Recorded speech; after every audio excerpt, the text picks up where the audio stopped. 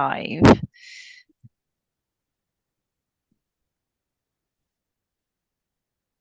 Okay. Welcome to the first in our series of the Patient Education Programme hosted by Hyperacusis International, Specialist Clinics and Research Institute for Misophonia, Tinnitus and Hyperacusis. Hyperacusis International.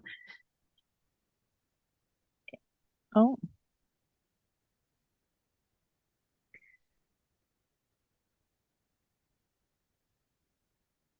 Oh. Can you hear that as well?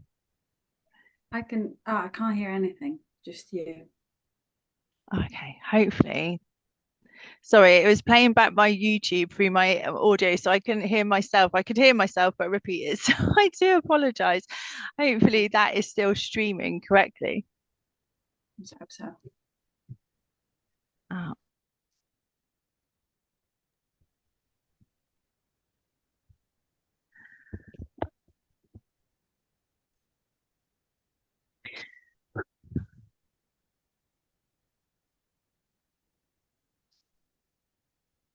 Sorry, I'm just getting all the feedback in my ears, and I'm just trying to see if I can stop that. Okay.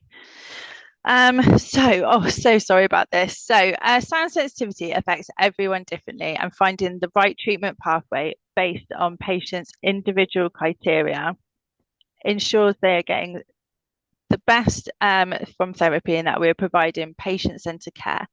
I'm really excited to bring these live sessions to you in the hope that it provides better insight into the life of someone living with misophonia, tinnitus, and hyperacusis. Each month, we'll be exploring a different topic within sound sensitivity, aiming to give you a broader comprehension and understanding of these conditions.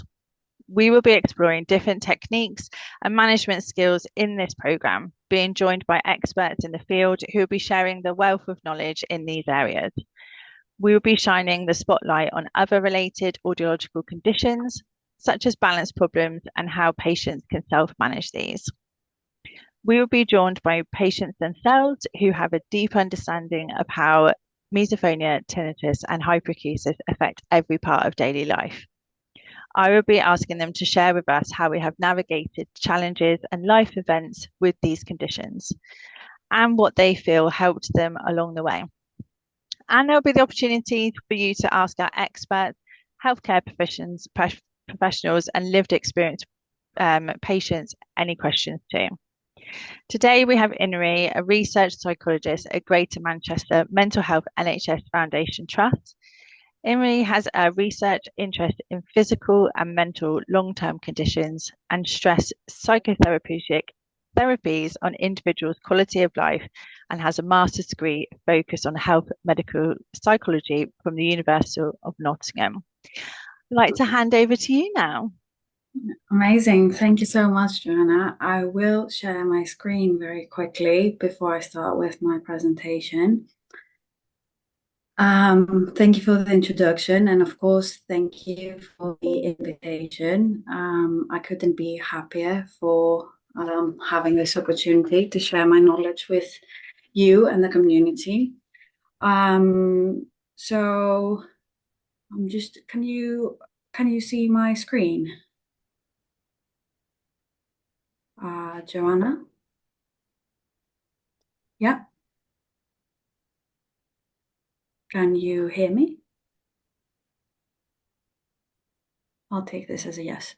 Well, so just to echo on everything that Joanna said, I am a research psychologist. I have been doing research the last 6 years for psychotherapy services across Greater Manchester, and I focus on improving access and engagement with psychological therapies, as well as improving the outcomes of clients that receive any type of psychological therapies. I also have misophonia myself. I had my first memory of having misophonia when I was 8, and I self-diagnosed myself when I was 23, a couple of years later, which made me very happy because I realized that I'm not just difficult. I do have something that exists and other people suffer from. So I'm very excited that I managed to actually reach out to University of Newcastle and have the opportunity to also do some research for a couple of years with Professor Kumar, who did some research neuroimaging, basically. I'll expand a little bit further later on. I also have Sol, my dog, who has also some sort of sound sensitivity with the lift. So in case you hear him barking, please kindly ignore. I've tried my best to train him, but he's still a bit vocal. So yeah. Oh, sorry, Irini. Are you able to press the slideshow so that we can see it via the slideshow? Thank you. Oh, the slideshow. You mean just to make it presentation Perfect. That's wise? brilliant. Perfect. Sorry. I Thank thought you could you. see that. Sorry. No worries. I hope you can hear me well as well. So, as an overview, what we're going to cover in this session. So, I will briefly describe the three conditions that we're focusing on: hyperacusis, tinnitus, and misophonia. And I will try to highlight some key similarities and differences amongst these three conditions so we better understand what each condition consists of and what is the prevalence in the population. I will then move on with focusing a little bit more on misophonia, due to the fact that I have been focusing a little bit more on misophonia research rather than hyperacusis and tinnitus. So I will share with you a misophonia experience, and I will try to explain in very simple words how the misophonic brain actually works and why we do have those misophonic responses. After that, I will try to cover some options as regards to how to cope and what therapy options are out there. And driven by my research in psychological therapies, I will try to communicate the 4 steps for successful therapy. So how to actually increase and enhance your engagement with therapy and see the most benefits out of it. Last but not least, I will invite you to join me in a breathing exercise, in a 3-minute breathing exercise. Of course, it's optional. You don't really have to do it if you don't want to, but I thought it would be a nice way to close this session. And after that, Q&A will follow, and I will be more than happy to respond to your questions, either related to the presentation or in general. So starting off with hyperacusis. So hyperacusis is a condition that is characterized by an increased sensitivity to everyday sounds, making normal environmental noises seem unbearably loud. That means that people with hyperacusis may find typical sounds like conversations or traffic sounds or household noises intolerable, even painful. Hyperacusis is quite rare as it affects about 2 to 3% of the population and is quite common amongst people who also have tinnitus or hearing loss. Tinnitus, on the other hand, is the perception of a sound in one or both ears. As far as I know, it's more common to have it only in one ear when no external sound is present. So basically what happens is that the person who has tinnitus has a ringing, buzzing, or a whistling type of noise, and that noise can vary in pitch and severity, and also it can be continuous or intermittent. Tinnitus is a little bit more common amongst the population, with 10 to 15% reporting symptoms of tinnitus. And last, we have misophonia. Misophonia is a condition where individuals experience strong aversion or strong emotional reactions, such as anger and disgust, in response to a specific set of sounds. Often those sounds are quite soft. They're produced by the mouth or the nose, including coughing, breathing, swallowing, chewing, etc., or can be just soft repetitive noises like clicking, barking, etc. The intensity of emotional response can vary depending on the severity of misophonia. And it seems, although we don't really have too much research going on as regards to the prevalence of misophonia and how common it is, it is estimated to be between 6% to 20% amongst the general population. Moving on to the key similarities, I'm going to state the obvious as the first similarity, that all three conditions basically involve a heightened or an abnormal response to sound. And the second similarity is that we do see an overlap between these three conditions, especially tinnitus can be often co-occurrent with misophonia and hyperacusis. It's not that common to see people with hyperacusis to have misophonia. And last but not least, the most important one, all three, each condition can cause a significant distress, leading to difficulties in daily activities, work, and social interactions.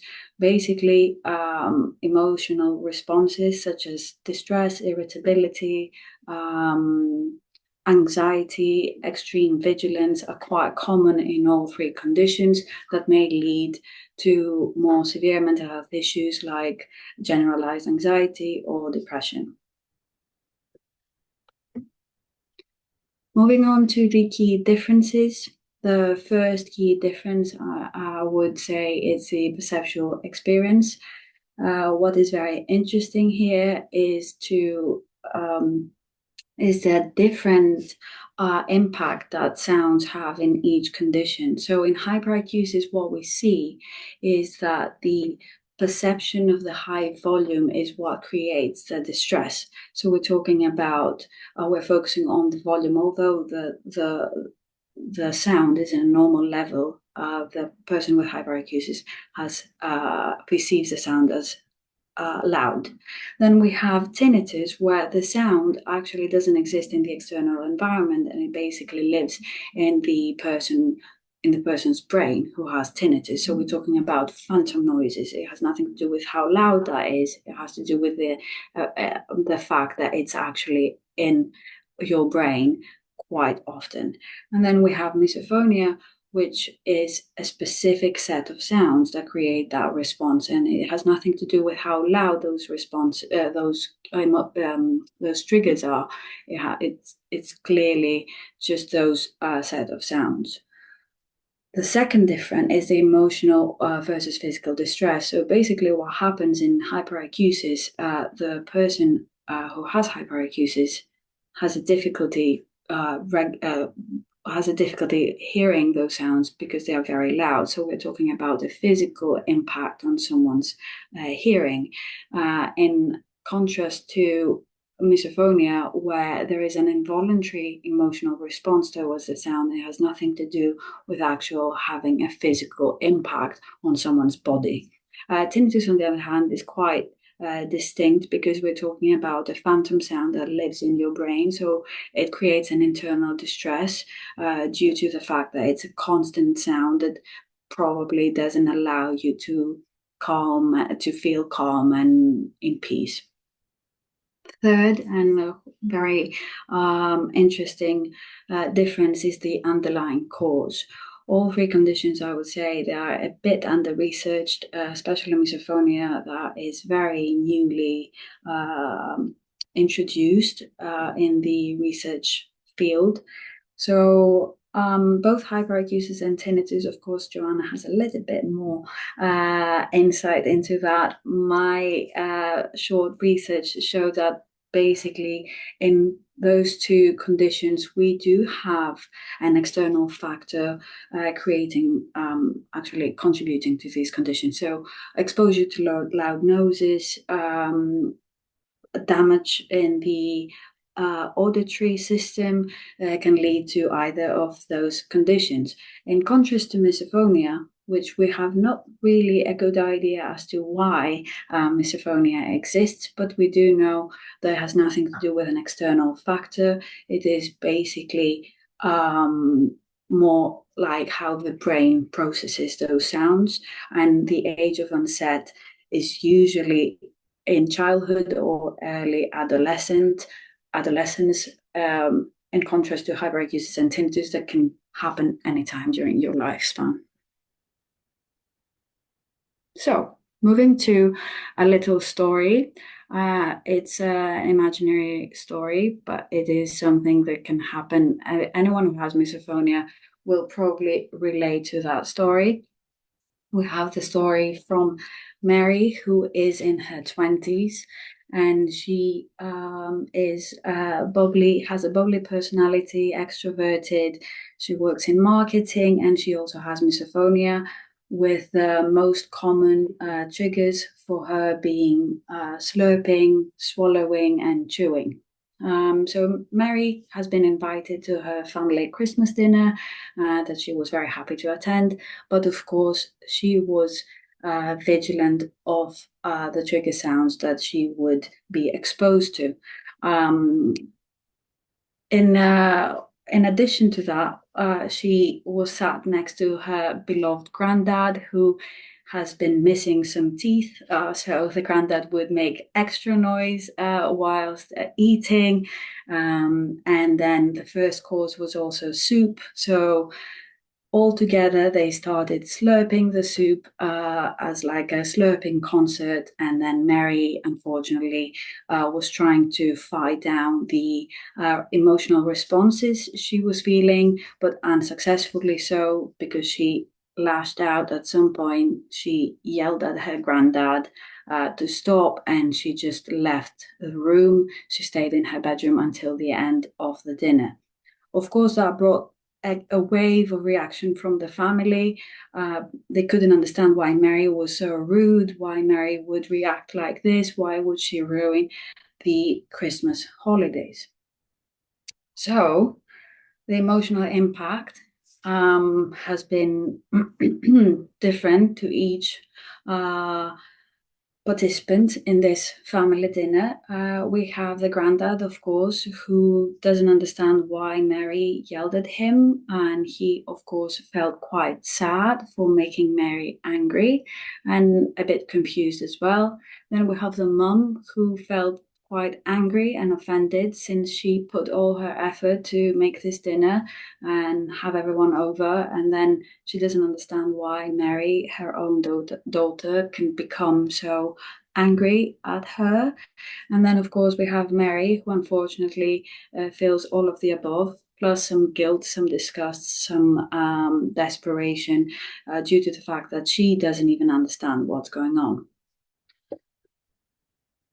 So what's going on is quite complicated, but I will try to make it quite clear in a nutshell. Thankfully, in 2017, we had the first evidence on why misophonia is something that happens in the brain. So there are some brain structures that belong to a network called salient network. So the salient network, the core function of it is to detect and select emotionally salient information. So what happens, misophonic cues are considered highly salient by misophonic patients, which means that we do see a hyperactivity in salient network in misophonic patients when we compare the salient network activity with non-misophonic people. Similarly, we do see a hyperactivity in the amygdala. The amygdala is also very central to the detection and the interpretation of emotional stimuli, particularly fear and threats. So what we see here is that when a misophonic person is exposed to a misophonic cue, the amygdala basically tells the person that this is a threatening event. And what does it do? It activates the autonomous nervous system. So the autonomous nervous system is central in this case.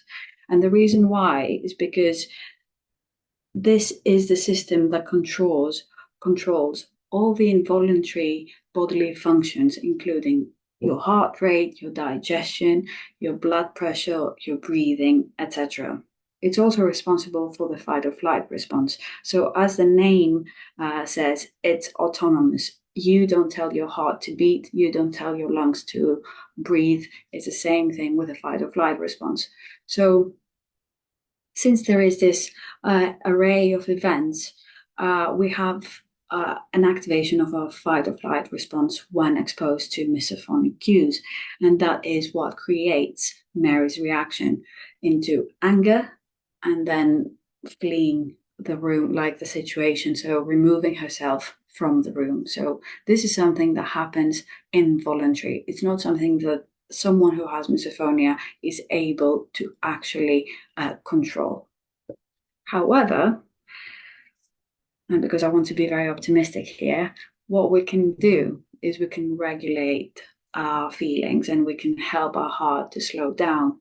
We can help our brain to slow down as well and not give in the immediate effect of the trigger sounds.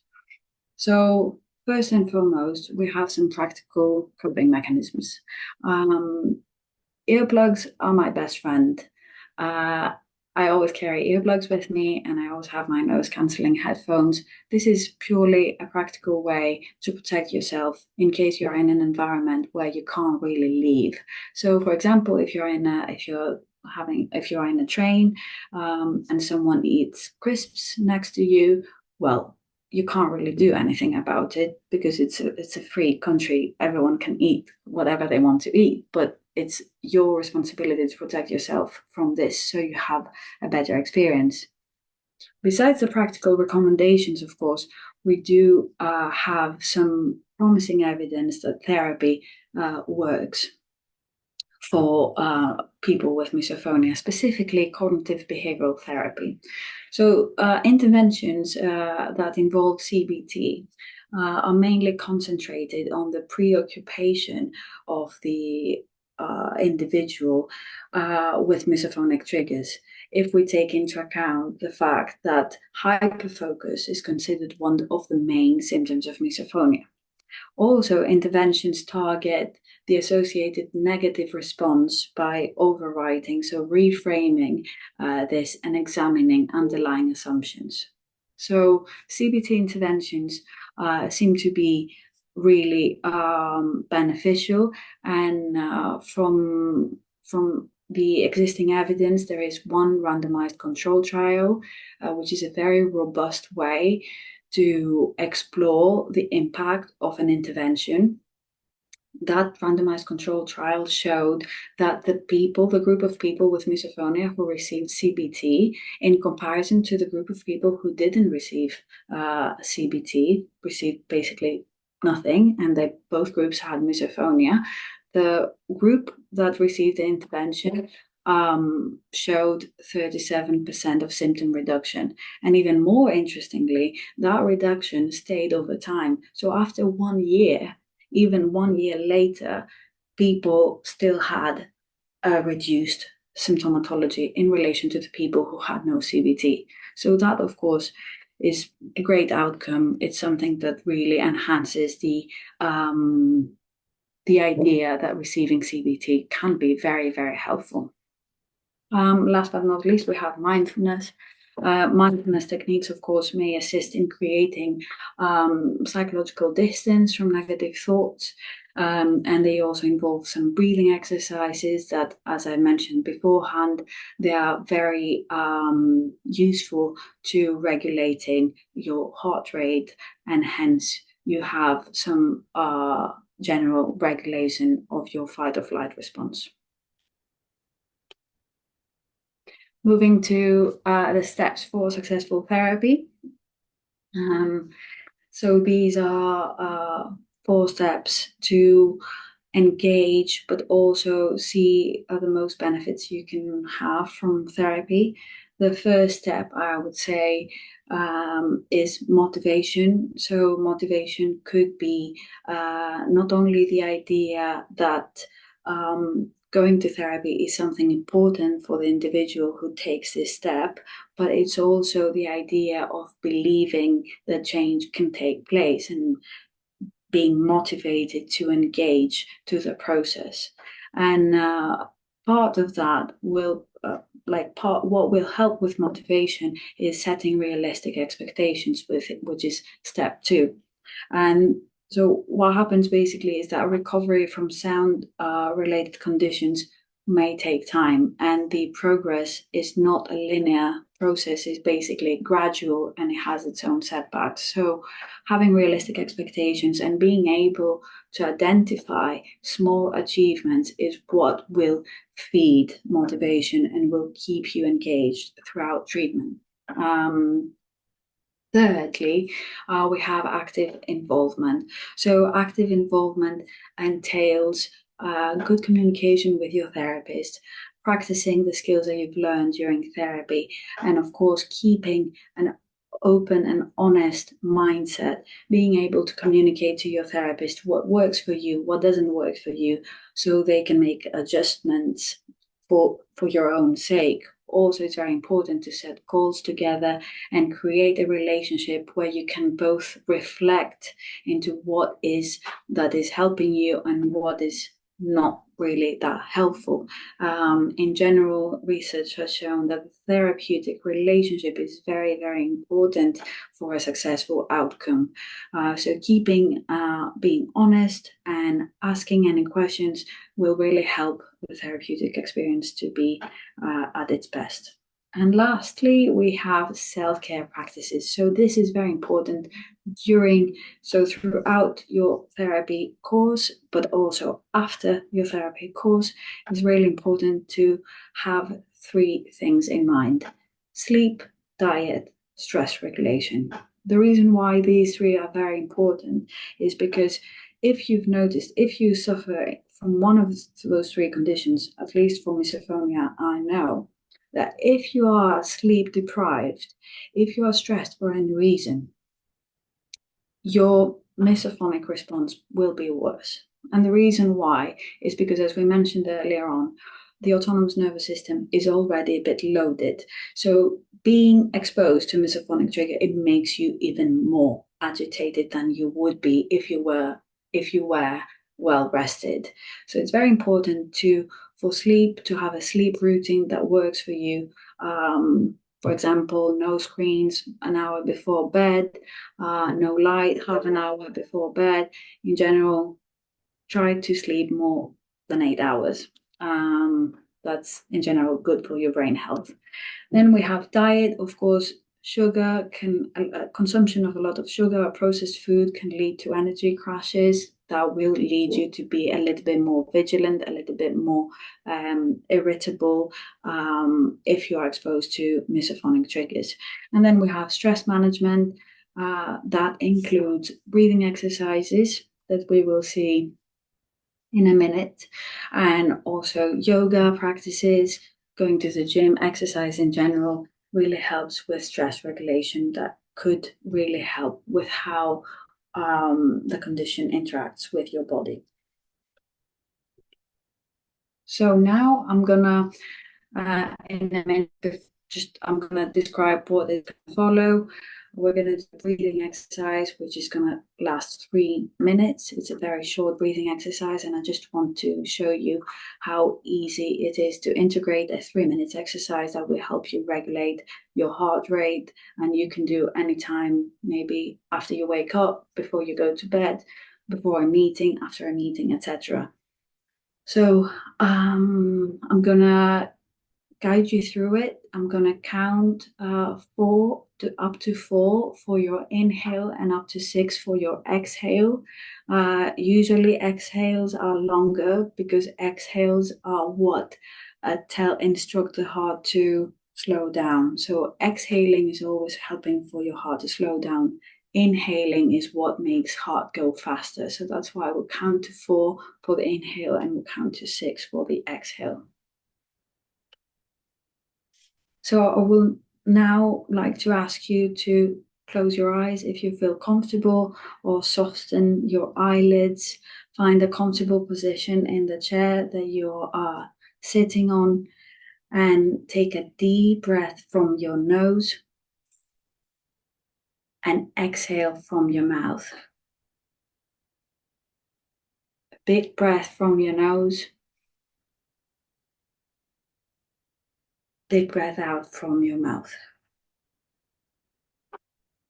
And now I would like you to only inhale and exhale from your nose as slow as possible. Inhale for 1, 2, 3, 4. Hold.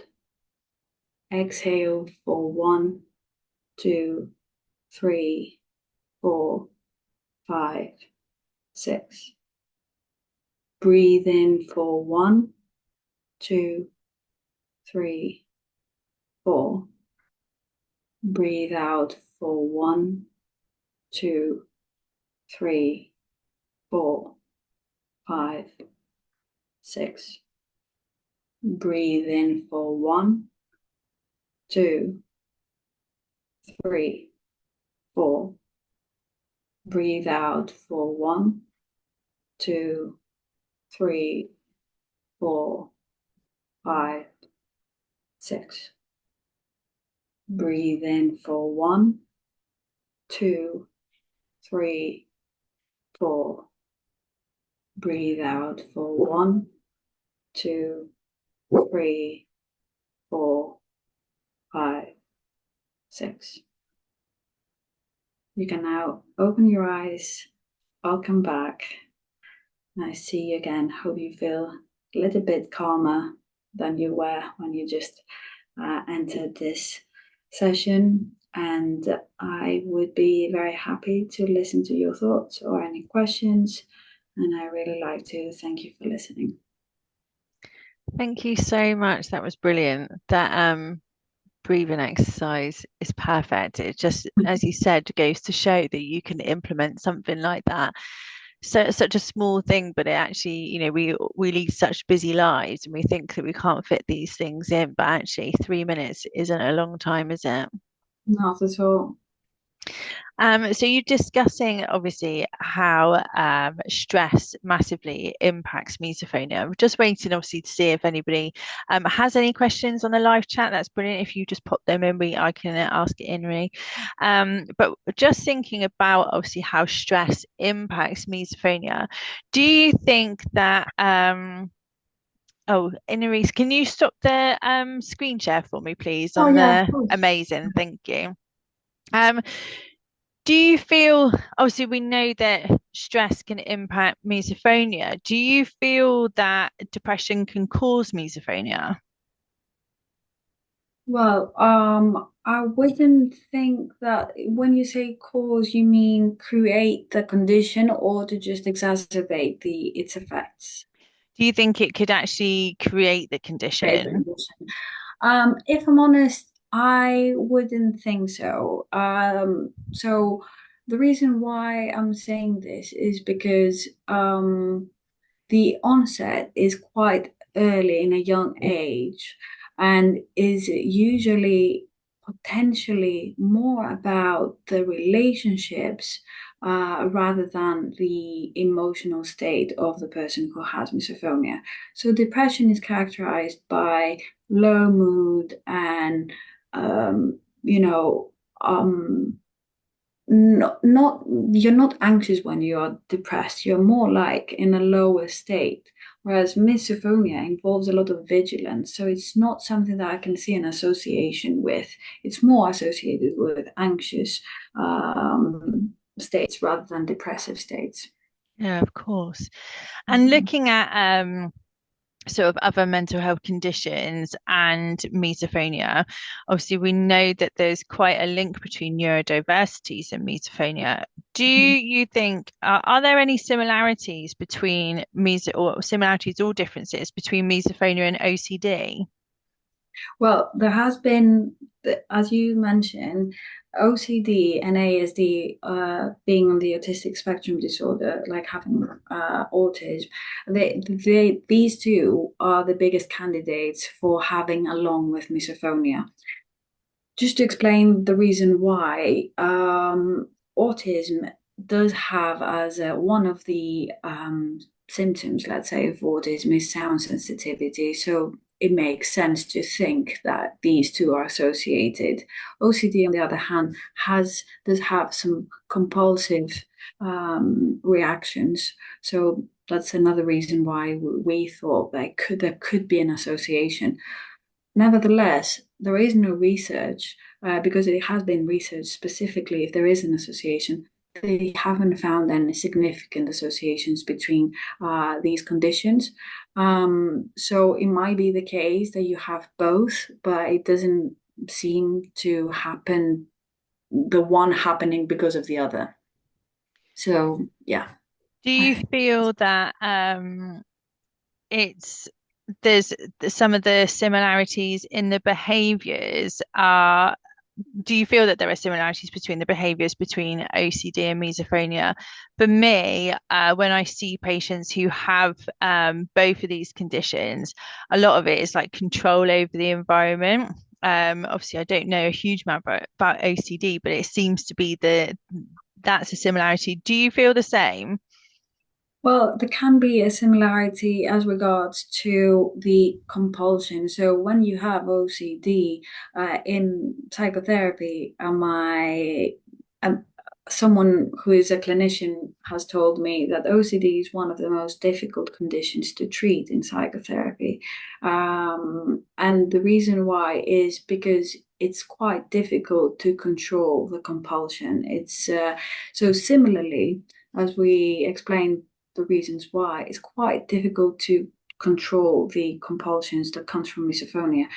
And the reason why is because the brain is heavily involved. So it has to do something with learning sometimes because the brain, the more you feed something, the bigger the area that is involved is growing more and more and more. So OCD and misophonia are basically with your behavior, you're feeding back on this behavior as being important. So this is where I can see some sort of similarity, being very difficult to remove that learning, that condition between the sound and the emotional response, which is similar with OCD, where there is a perception, a cognitive, let's call it, is it a cognitive mistake? Like where you think that if you do X, Y will happen. So this is the conditions that they are heavily rooted in your brain that probably it's difficult to resolve. Okay, thank you. We've had a question on the live chat from Howard Willens. He says, thank you for the presentation. It was brilliant. He says, I find it difficult to exhale slowly through the nose.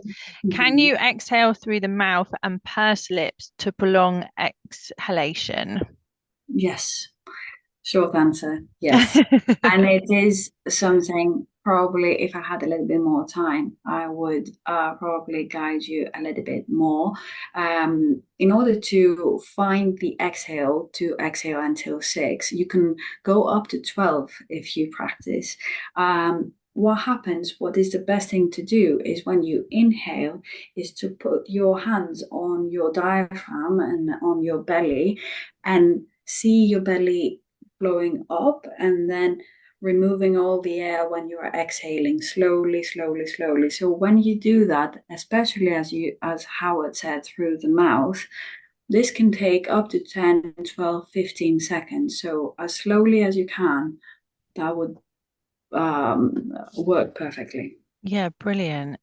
And I suppose as well that almost gives a visualization when you're doing the action. And actually, I suppose doing the action can sometimes help prompt that memory of the exercise, especially for children. So that's a really great technique to discuss with us. Thank you. Um, we've discussed obviously different conditions and misophonia, and you discussed some of the most important things that you feel you can manage stress. What's the best thing that you think that we can do to look after our mental health? In general. Yeah, in general, In for general. every. Okay. Well, I have lately I have been focusing on the idea of pausing a little bit more. Yeah. I feel that breathing is part of this. Pausing allows you in general to be more reflective, not to be too you basically allow yourself to take time to understand what's happening instead of just reacting to whatever is happening. That is really helpful in general because it doesn't lead you to pathways of just rumination and catastrophizing and thinking, oh, this will happen and this will happen and this. So this, if you pause, you won't allow the train of thoughts that they are catastrophizing to lead you into a black hole. You will just keep some distance, becoming a little bit more slow paced. That means, I read somewhere that you can slow down your nervous system by brushing your teeth a little bit slower. You can slow down your nervous system by eating a little bit slower, by walking a little bit slower. Everything just to remind yourself, remind your face, it's okay. I don't need to be, and I'm telling you, and I can be very intense. I'm the opposite of a very calm person, but it's very important to just remind yourself it's little things. It's not something big that you need to do. It's just little things to remind you that it's okay. I can take my time. I can pause before I react. So that would be my advice, I think. That would be a great technique for some of our sort of younger patients as well. And as I said before, we lead such busy lives and we're having so many thoughts constantly and multitasking. It's a real skill to be able to do that, isn't it? Take that time to just pause and enjoy activities that we normally do on autopilot. So yeah, that's a great way to, and as you said, to look after your mental health. That's brilliant. Um, you talked about you mentioned the use of earplugs. So you use earplugs yourself? Yes, I do. I have been using earplugs. I used to use wax earplugs, but now I do use silicones. But there are some earplugs called loop Yeah. that they you can use them. They are long-term earplugs. I think I have a very small ear, so I can't really sleep with them. But I would definitely recommend them because I have friends who have misophonia and they use them and they are so happy that these earplugs exist. I believe that they have done some collaborations with some misophonia institutes as well. Yeah. Correct me if I'm wrong. There's some interesting research sort of surrounding earplugs and the use of sort of noise protection for patients with misophonia and for hyperacusis as well. Some schools of psychology consider these as safety-seeking behaviours, and in our work in CBT, we try to sort of actually sort of limit the use of these Mm. safety-seeking behaviours and promote the use of CBT to manage triggers. Um, what's your take on this as earplugs as a form of avoidance? You obviously can see the benefits towards them. Yeah, well, I am not someone who is wearing earplugs during the day. I only wear earplugs in my sleep when there is someone else sleeping with me, just because of the fear that if I hear them breathing too much, I won't be able to sleep. Sometimes even so, my dog wakes me up. But yeah, I think I see your point and I get it. And it's something that it got into my head as well because at some point I started sleeping with earplugs even when I was by myself. Really? So I realized, okay, I think now I'm more overprotecting myself. I need to just ensure that I make use of earplugs in balance with what's going on. So I can use them when it's necessary, but maybe I shouldn't really use them when it's not necessary. So I agree with you. I think any coping mechanism in excess use can become a little bit destructive, a little bit almost addictive. Yeah. So it is very important, but I think I agree that it's not a solution. It's basically taking paracetamol when you have a headache and not looking for the reason why you have the headache. But it's actually a great tool to have, I think, especially in places where you have nowhere to go. To me, I think that it's absolutely okay not to have earplugs or headphones when you are somewhere where you can practice your skills, your CBT skills, but you can leave if you can't really take it anymore. But if you're in an airplane, a train, a boat, like if you are traveling somewhere, if you're somewhere that you can't really leave, I think having that as a safety net, let's say, Yeah. it's life changing to me. It's something that we discuss in therapy as well, like you were saying about sort of like normal use. And Mm, so some of my patients will say, oh, wear earplugs on the, or like wear headphones on the bus. And it's then sort of crossing into, okay, is this a safety seeking behavior, or is this something that is a normality sort of within everyday life? If I was to take the bus, I would have headphones in because I've been listening to a podcast. So it's that sort of constant balance, isn't mm, it, of going, right, okay, is this complete avoidance of sound, or is mm, this something that is actually benefiting me in whichever way? We've mm. actually had another question from Howard in regards to the earplugs. He said, I use custom earplugs and the flimsy over the head earphones during an MRI, and it was still horrible. Could you apply the wax earplugs over the custom because I need MRIs once a year? Oh no. Well, that's something I can't really say, but I'm pretty sure that you can't. I think, Joanna, maybe you are more. No, I mean, obviously, you could have wax earplugs or custom-made earplugs and noise cancelling headphones, but obviously it depends on what they're made of if you're going into an MRI machine. If it's more comfortable, because I know MRI machines are extremely loud. Very loud. Some of the I depending on your where you're having the scan done, sometimes they allow, am I right in saying they allow music and um, different things like that to help calm patients and distract themselves from the sound? So that could be a possibility. If you're not sure, or if you are interested in what sort of type of noise cancelling headphones would be best, I would contact the radiology department where you're having the scan just to get all that information before the appointment. They're really used to having patients who struggle with the sounds or struggle with the small spaces. So, they'll be happy to help and give you that information. Right. That's brilliant. Thank you so much for joining us this evening. I really appreciate it. The talk was brilliant. And even considering that, it's amazing when you do something every day that you're still learning more because of a different person's perspective and the research that you have done yourself. So thank you, because I've learned a lot today as well.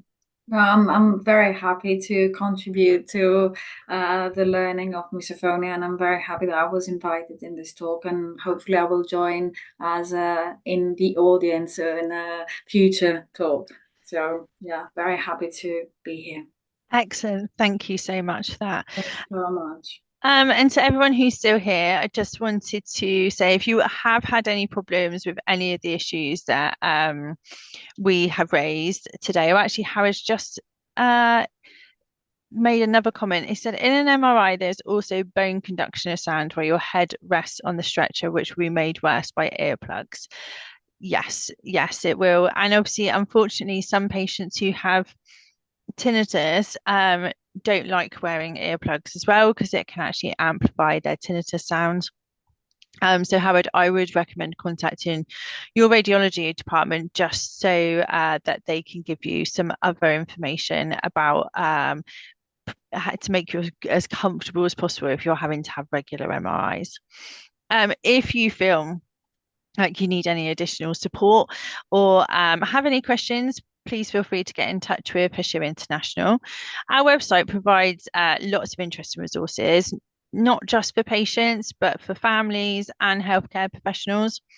The main aim for Hashir International is to provide private consultations and clinics, and we deliver specialist care for children and adults with misophonia, tinnitus, and hyperacusis. And we aim to be able to do this anywhere in the world. We offer a Premier Therapy package, which combines targeted cognitive behavioral therapy, which Inri discussed in her presentation today, combined with consultations with multidisciplinary team. So we're made up of audiologists, psychologists, occupational therapists, and neuroscientists, and evaluated research, as you've shown in your presentation as well. So I appreciate that. Shows that there can be good results in helping patients manage their symptoms and significantly improve their quality of life. The website also has a wealth of resources and information for families and patients. You can explore case studies with past patients, watch research videos, read blogs from patients living with sound sensitivity. The information is also useful for healthcare professionals wanting to learn more. And there's also access to the research institution information and education and training on the website. If you feel like CBT is for you, you will find our number on the website and we can arrange a consultation with one of our audiologists at a time that best suits you. Thank you, everyone, for watching our first live patient education program. We will see you next month where we'll be exploring pain hyperacusis in more detail. Thank you so much. Thank you.